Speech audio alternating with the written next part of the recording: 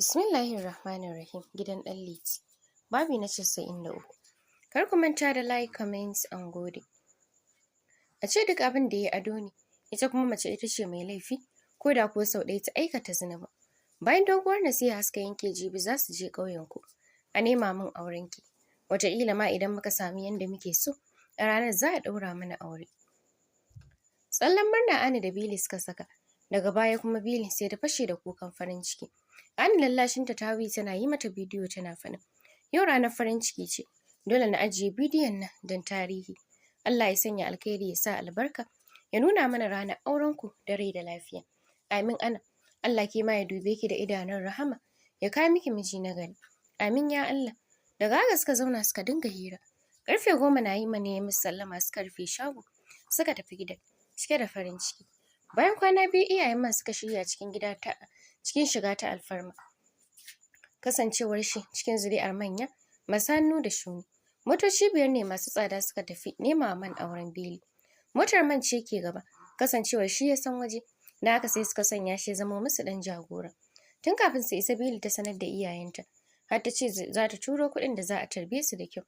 Fada sosai ta Annabi ta yi mata akan haka, sannan ta ce a baya ma son zuciya ne da mutuwar zuciya yasa suke karɓar abin hannunta, don haka kar ta sake yi musu irin haka.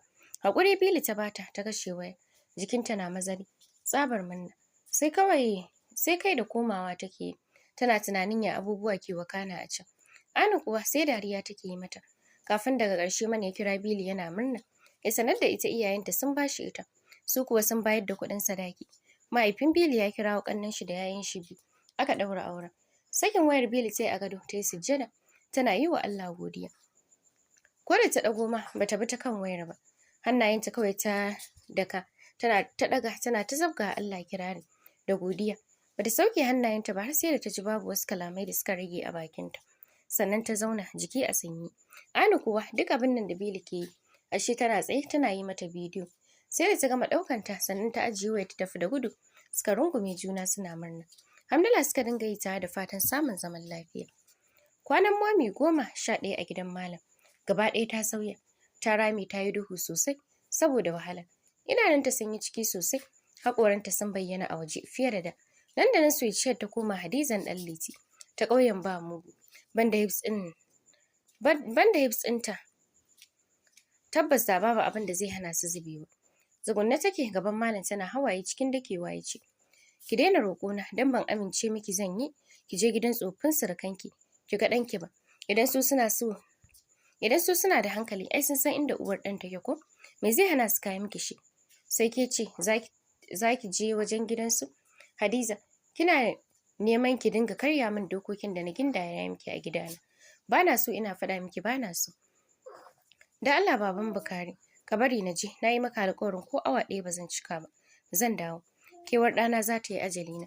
Ka tausaya min ka duba ka ga yadda na koma a gidanka. Na yi zaton tausayina ne yasa ka kawo shawarar nan. Ashe kai muradinka a kaina daban ne.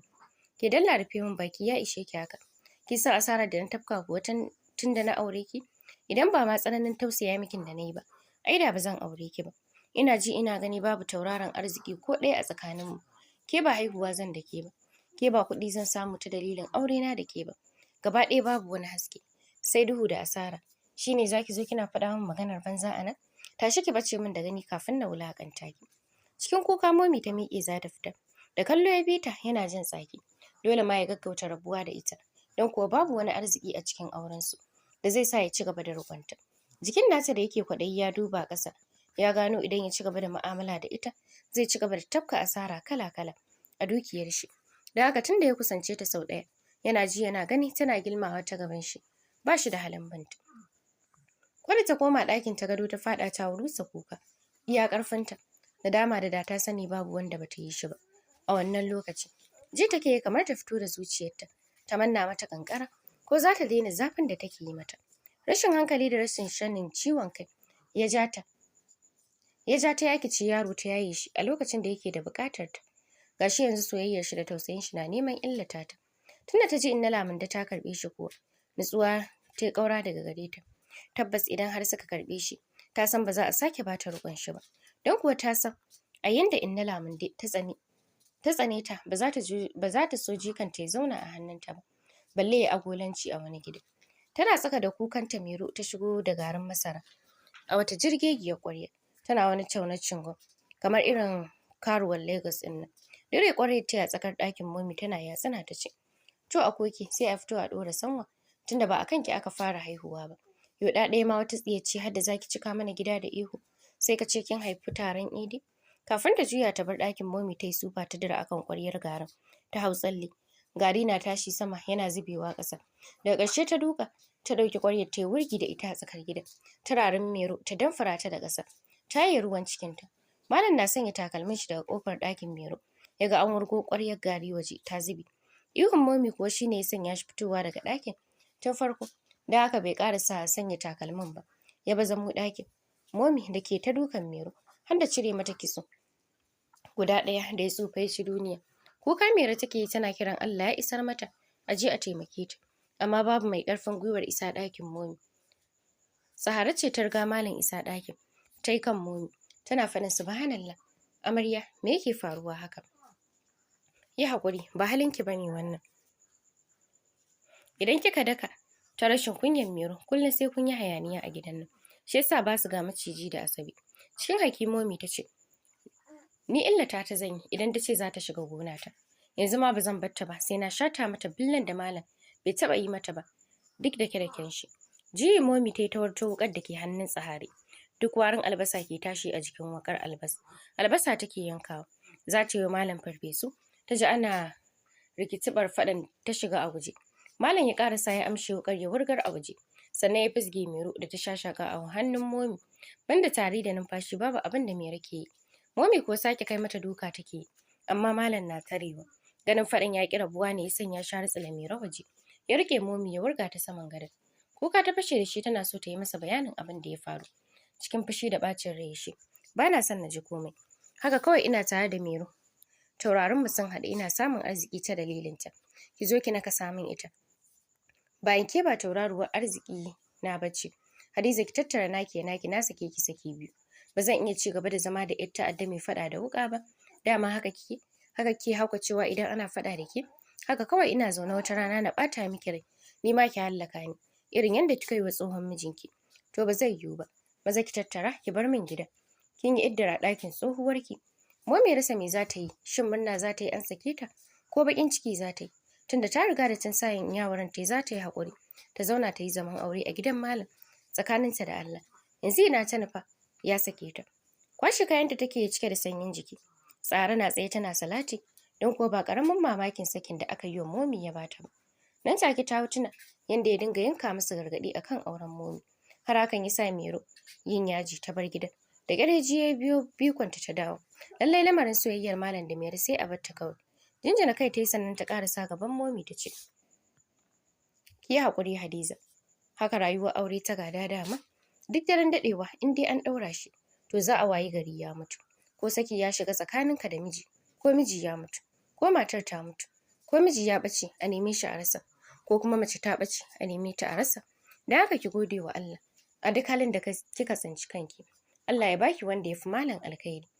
A daidai wannan gabar ne kuka ya ƙwace wa Momi. Cikin kuka ta ƙarasa zuba kayanta a akwati ta kulle. Sannan ta ja mayafinta da ke saman kujera ta yafa. Kallon Sahara da ke matsar ƙwalla ta ce, na gode da soyayyar da kika nuna min iya. Allah ya raba su Binta da auren mai mata. Idan yana cikin ƙaddarar su, Allah ya sa su fiki nuna halin dattako. Allah ya saki sada mu da alkhairi. Kuka sosai Sahara ta fashe da shi. Hadiza ma kukan take yi har suka fita bakin ƙofar ɗakin. Hadiza ta sa makulli ta kulle ɗakinta kafin a zo kwashe mata kaya. Asabe ce ta shiga gidan abujaja. Kafafunta duk sun yi ƙoro, kamar wadda ta yi gudu cikin tulin ƙasa. Zufa kawai take yanka fuskar ta yi maiƙo, kamar za ta shafa man gyaɗa. Gishirin hancin da ke saman hancinta da zufar duk sun haɗe waje ɗaya. Cikin mai da numfashi da fitar ta ce, wani irin mummunan labari nake ji haka Hadiza? Ina can gidan yin raƙai Hanza ya je ce min baba ya saki amarya. Dan Allah ku ce min ba gaskiya bane. Ganin Momi na tsaye tana kuka, Tsare na yi, ga kuma garnaƙeƙen akwati cike da kaya a gaban Momi. Sai zarginta ya tabbata. Zaman yan bori ta yi a wajen ta ɗora hannu aka ta kurma ihu. Nan take aljananta suka tashi ta hau fisge-fisge. Tana sumbato. Ganin haka ne ya sanya mai rabu ga shewa ta da ke cinya ta ce, lallai ma matan gidan nan an yi munafukai. Nan nake tare da ku shekara da shekaru ba ku taɓa nuna damuwarku ba akan sakin da malam ya taɓa yi min, saboda na karya dokar cikin laluri. Sai dan an saki wannan yarinyar da ko wata ɗaya bata cika she ba a gidan, shine kuke wannan hauka. To dan Allah ku ɗau aniya kuma ku bar gidan mana, shikenan ƙarshen ƙauna. Hafsace Asabe ta yi kan Mero tana ci gaba da ihu da fizge-fizge. Zahra ce ta ce wa Momi, yi sauri ki bar gidan nan don kuwa wannan aljanin ba yanzu za su kwanta ba. Sai malam ya zo an musu yankan jan zakara. In kuma bai ga dama ba zai yanka mata ba. Haka za ta kwana tana abu ɗaya. Cike da tausaya Momi ta kalli Asabe da ke jijjiga kofar Mero da ta arce zuwa ɗakinta. Haka ta ja akwatinta tana jinjina yanda matan suke ƙaunarta. Ashe Asabe da ke yawan hararta ko ta dinga gyara mata abu idan ta yi ba daidai ba. Cikin faɗa duk sai ne haka. Ashe da ta ci gaba da zaman aure a gidan ba za ta wahala ba yanda ta yi zato. Da wannan tunanin Momi ta samu ɗan acaɓa ya kai ta gida. Inno na zaune tana lissafa cinikin alale da almajirin ta yi mata. Daga Momi da akwati ta shiga gida. A gigice ta miƙe tsaye tana nuna Momi. Baki na rawa ta ce, Momi, me kika dawo a gidan nan kuma? Dan Allah ki ce min ba sakin ki yayi ba. Cikin share hawaye Momi ta samu bakin rijiya ta zauna. Ta jingine akwatinta jikin turmi. Ta sanya hannu tana yaye mayafinta ta ce, saki na yi Inno har saki 2. Baba da ke zaune a tabarma tana kankare goro. Ta buga salati ta ce, ke kuwa in nan me kika yi masa haka da zai sake ki har saki 2? Sallamar Naja da Amira ta katse musu jajen da suke yi. Momi na ganin Naja ta ce, Anta Naja, ta tabbata da yau malam ya sake ni har saki 2. Ba dan kewar su Tsahara ba, da sai in ce a yanzu kam na samu nutsuwa. Burin mu ya cika. Kyafta Momi ido Naja ta dinga yi, amma ba ta yi shiru ba. Kasa gane inda maganar ta dosa inna ta yi. Cike da rudani ta ce, me kike nufi da cikar burinku a saki Hadiza? Da alama baki koyi darasi a zaman zawarcin da kika yi a baya ba ko? Amira ce ta kwantar da yaron ta tabarmar da babu ke zaune. Sannan ta juya ta kalli Inno ta ce, kada yake ce min baki san auren kisan wuta Momi ta yi da malam ba Inno. Butar da ke hannun ɗan Liti ce ta faɗa a daidai lokacin da ya fito daga banɗaki. Inno kuwa kafin su isa gare ta yanke jiki ta faɗi saboda shiga tashin hankali da ta yi. Ihu Amira ta sanya ta yi kanta tana kiran sunanta. Cikin sauri ɗan Liti ya tsuguna ya ɗauki butar da ya nufi wajen Inno. Tafi yake yan sharar rigar shi na kaɗawa a iska kamar wanda zai tashi sama. Ruwa ya yayyafa mata sannan ya tsuguna yana gwale idanunta ta da kiran sunanta. A cikin wani mawuyacin hali Inno ta farfaɗo tana bin kowa da idanu. Magana ta buɗe baki za ta yi amma ta kasa. Hawaye ne kawai ke zuba a kuncinta. Tana kallon Naja sannan ta koma ta kalli Momi.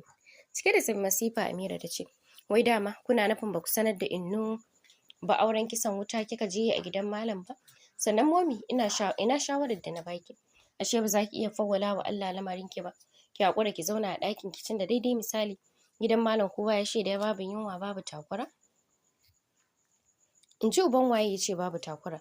Ke ki san yadda yake jibgar matan shi kuwa? Ni kaina Allah ne ya tseratar da ni.